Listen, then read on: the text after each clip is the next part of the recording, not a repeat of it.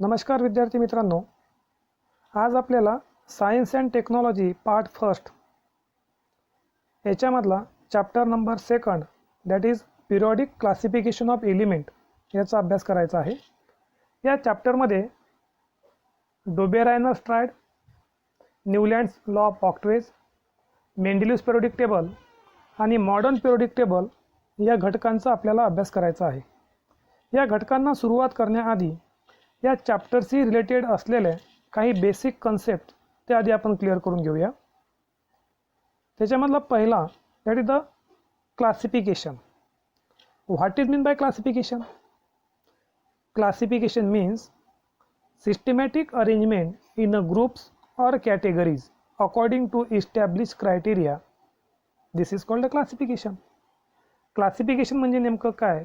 तर जो कोणता क्रायटेरिया आहे त्या क्रायटेरियानुसार कोणत्याही पदार्थाचं एका विशिष्ट गटामध्ये विभागणी करणे त्याला आपण क्लासिफिकेशन असे म्हणतो. आता या क्लासिफिकेशनच्या डेफिनेशनवरून आपण पिरियॉडिक क्लासिफिकेशन ऑफ एलिमेंट म्हणजे काय हे सुद्धा सांगू शकतो. What is mean by periodic classification of elements? Grouping of elements into different classes according to their criteria is called periodic classification of element. जो कोणता क्रायटेरिया आहे ज्या क्रायटेरियाच्या अनुषंगाने आपण एलिमेंट्सची एका विशिष्ट प्रकारच्या ग्रुपमध्ये विभागणी करणे त्यालाच आपण पिरियॉडिक क्लासिफिकेशन ऑफ एलिमेंट असं म्हणतो. आता आपण क्लासिफिकेशनचा भाग पाहिला, पिरियॉडिक क्लासिफिकेशन ऑफ एलिमेंट्स म्हणजे काय तो सुद्धा पाहिला. आता आपल्याला सेकंड पॉईंट जो आहे त्याचा अभ्यास करायचा आहे, that is the need of classification of elements. एलिमेंटचं क्लासिफिकेशन करण्याची गरज का होती? आता याच्यामध्ये एलिमेंटचं क्लासिफिकेशन करण्याची गरज का होती हे तुमच्या लक्षात येईल. The number of elements discovered has increased, making it difficult to remember the behaviour and properties of these elements. Hence it is important to classify elements according to their properties. ते एलिमेंटचे दिवसेंदिवस शोध लागत होते, खूप मोठ्या प्रमाणात एलिमेंटचा शोध लागत होता. आज रोजी जवळपास 118 एलिमेंटचा शोध लागलेला आपण पाहतो. आणि हे एलिमेंटची वाढती संख्या याच्यामुळे ते एलिमेंट लक्षात ठेवणे कठीण जात होते आणि म्हणून त्यांच्या प्रॉपर्टीज, त्यांच्या ज्या वेगवेगळ्या प्रकारच्या फिजिकल आणि केमिकल प्रॉपर्टीज आहेत त्या लक्षात ठेवण्यासाठी, एलिमेंट लक्षात ठेवण्यासाठी म्हणून एलिमेंटचं क्लासिफिकेशन करणं गरजेचं होतं. म्हणजे ज्या एलिमेंटच्या प्रॉपर्टीज फिजिकल आणि केमिकल प्रॉपर्टीज सारख्या असतील त्यांना एका विशिष्ट गटामध्ये विभागणी करणे हे त्याच्या मागचा उद्देश होता की जेणेकरून आपल्याला त्या एलिमेंटच्या प्रॉपर्टीज सहज लक्षात राहतील. त्याचबरोबर it is also necessary to understand how they form their compounds. जे एलिमेंट्स आहेत ते त्यांचे कंपाऊंड्स कशा प्रकारे फॉर्म करतात हे सर्व एलिमेंटचं लक्षात ठेवणे कठीण होतं आणि त्याच्यामुळं ज्या एलिमेंटचे जे प्रॉपर्टीज आहेत कंपाऊंड फॉर्म करण्याच्या, ज्यांच्या प्रॉपर्टीज सारख्या आहेत त्यांची सुद्धा एका विशिष्ट गटामध्ये विभागणी करणं आवश्यक होतं, जेणेकरून त्याच्यामधली कोणत्याही एका एलिमेंटचा अभ्यास केला तर बाकीच्या एलिमेंटच्या प्रॉपर्टीज आपल्याला त्याच्यावरून लक्षात राहण्यास मदत होत होती. And that's why it is necessary to classification of elements. After that what is mean by element? Element कशाला म्हणतात? तर element is a substance that is made by only one type of atom. असा पदार्थ जो फक्त एकाच प्रकारच्या item पासून बनलेला आहे त्याला एलिमेंट असं म्हटलं जातं. There are the 3 main types of elements, that is the metal, second one non metal and third one that is the metalloid. आता कोणत्या एलिमेंटला मेटल म्हणायचं, कोणत्या एलिमेंटला नॉन मेटल आणि कोणत्या एलिमेंटला मेटॅलॉइड्स म्हणायचं?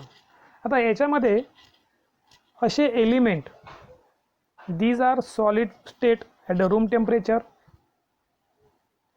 The element which are hard, ductile, malleable, which are good conductor of heat, the elements which are good conductor of electricity, they are high density, the elements which have the high melting point and boiling point, and the element which possess the property of lustrous as well as sonority.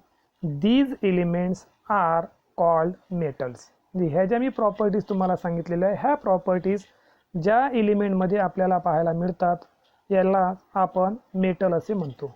काही असे याच्यामध्ये exceptional cases आपल्याला पाहायला मिळतात. जसं for example मी तुम्हाला असं म्हटलं, at the room temperature the metals are solid state. But याला एक एक्सेप्शनल केस आपण माहिती आहे, mercury. At the room temperature mercury is in the liquid form. पण जास्तीत जास्त गुणधर्म जे ज्या एलिमेंटमध्ये आपल्याला पाहायला मिळतात दीज आर कॉल्ड मेटल्स. तर नॉन मेटल कोणाला म्हणायचं? मेटलच्या टोटल अपोजिट प्रॉपर्टीज ह्या आपल्याला नॉन मेटलच्या पाहायला मिळतात. Non-metals occur as a solid, liquid and gases at a room temperature. Non-metals do not have luster. Non-metals are brittle. Non-metals are bad conductor of heat and electricity. Non-metals are neither ductile nor malleable.